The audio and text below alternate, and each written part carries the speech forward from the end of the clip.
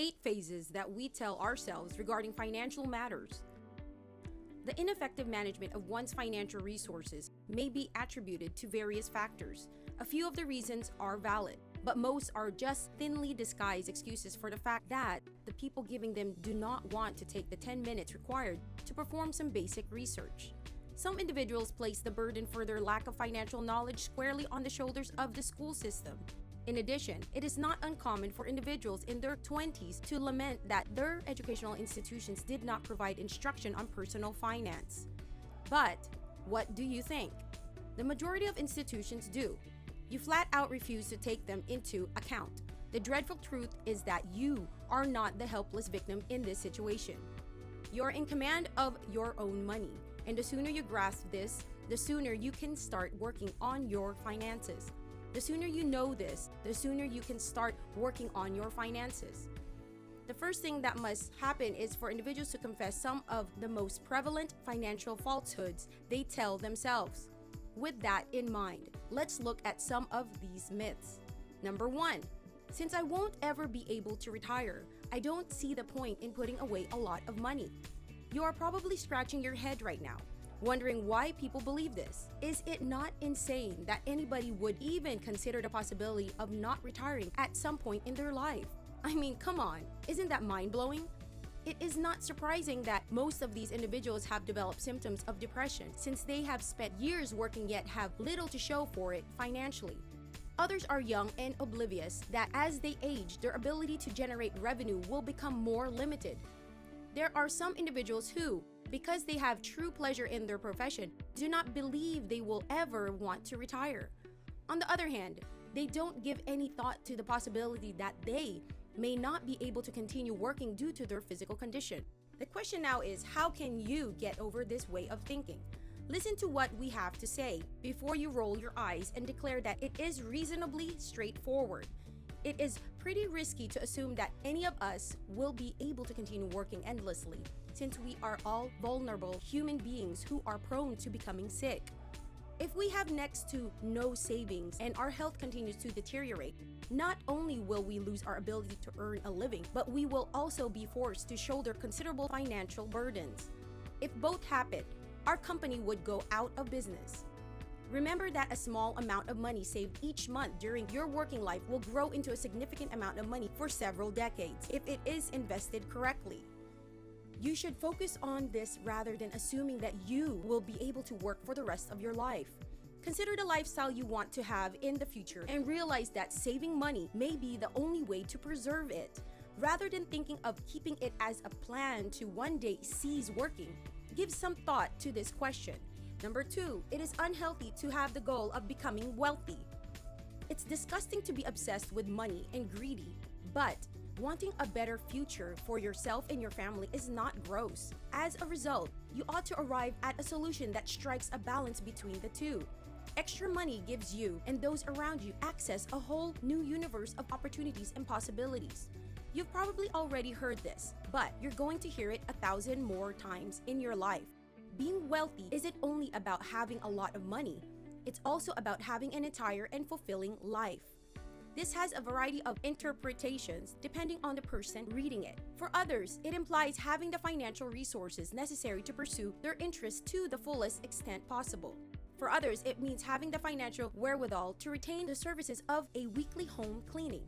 For me, living a wealthy life means being able to take a hiatus from running my company for 6 months so that I may go on my honeymoon. So, what exactly is the answer?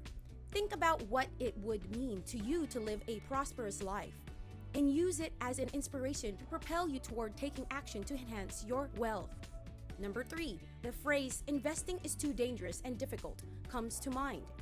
What gives individuals the right to think this? Investing may be a daunting prospect for many people since they aren't familiar with the industry language or the questions they should be asking. After all, there has been a lot of attention around Ponzi schemes and people like Bernie Madoff. People don't want to be taken advantage of or make hasty judgments for various reasons, including those listed above and many others. Therefore, if you want to get around this problem, you first must acknowledge that failing to invest at all is a significant error since inflation eats away at your buying power every year. Your investment portfolio ought to have a diversified collection of holdings that provide a range of possible degrees of risk as well as returns. However, this does not have to be a challenging task. All you need to do is search for a bond and equity combination that corresponds to your risk profile. In addition, you may acquire extra guidance from a qualified financial practitioner. You need to communicate openly and honestly about your time horizon and objectives to the advisor so that they can assist you in finding something appropriate. Consider it from this perspective. High stakes equal high rewards, and those with shut mouths never get fed. Number 4, I can take money out of my savings and pay it back later. It's hard for me to fault someone for having this assumption. If you have, how should I put this delicately, a slight grasp of financial matters, then it could make some sense to you. If you have money saved up in a bank account, it would seem reasonable to withdraw it whenever you need it. However, the fact is that getting caught up on savings may be far more challenging than it first looks, and you will forfeit any money you would have made in the meantime. What course of action will you take now that you are aware of the errors in your behavior, and how will you correct them? Once you've fallen behind, getting back up to speed will be tough. Accept that you will need to change your way of life to pay off your debt if you have no other alternative. You'll have to reduce a few of your spending habits if you want to rebuild your savings and keep up with your yearly savings goal. And if you find yourself in a bind, it's best to take money from yourself rather than charging it to a credit card. Just remember to ensure you have a strategy ready to implement as soon as possible to make up for any missed savings. Number 5, I am not able to invest due to a lack of funds. Hear me out and hear me loud and clear. If you have enough money to buy your morning coffee at Starbucks, then you have enough money to invest. If you have enough money to spend on things like Netflix, new shoes, or a bottle of wine, then you have enough money to invest. What we decide to put our money into is, in the end, the determining factor in our level of economic autonomy. Make saving for the future a higher priority than buying things that aren't necessary. You'll find that you have more money available to invest than you initially believed. People commonly go over their budgets because they find ways to justify the purchase of some products that are not necessities for them. When one decides to splurge on anything, whether it be a luxury meal or even a lavish vacation in the Caribbean, the impulse purchase is often accompanied by an explanation or justification such as, "I've worked so hard this year and I deserve a treat." This is not to suggest that you should never indulge in a splurge or rejoice, but if you make it a practice, it may drastically drain your financial resources. You will be in a better position financially if you change your thinking and instead congratulate yourself for avoiding making an impulsive buy and patting yourself on the back. Number 6, if I'm not looking to purchase a house, my credit score isn't all that significant to me. If the American dream of owning a house isn't your cup of tea, you may think that you can get away with not maintaining your credit score. However, this would be a mistake. However, your credit score is considered for more than just the application for the mortgage itself. It might save you a lot of money, or it could cost you a lot of money, depending on how strong your credit score is. You may be wondering, how can I get around this? Take into consideration that you might check the status of your credit at any moment. You must exercise responsible management of both your debt and your monthly payments. For instance, many landlords look at your credit score when determining whether or not to rent you a home. Additionally, before allowing you to open an account for household utilities, utility companies regularly do background checks on potential customers.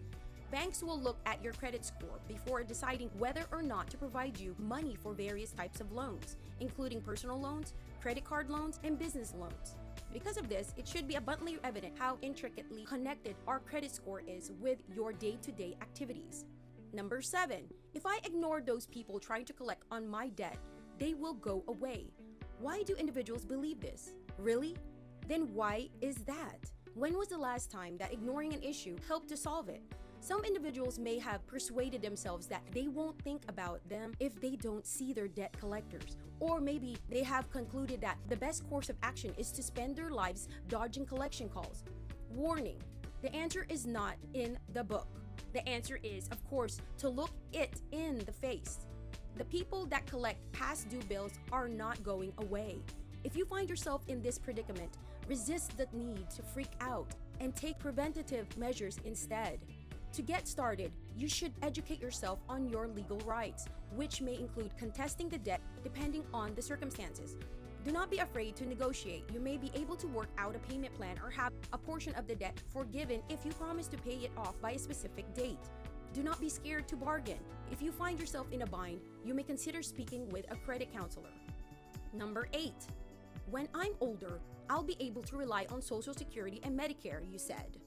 We tell ourselves this so that we don't have to save as much money while we're younger and can spend more. But the reality is that the younger you are and the richer you are, the less probable it is that Social Security will be able to support you.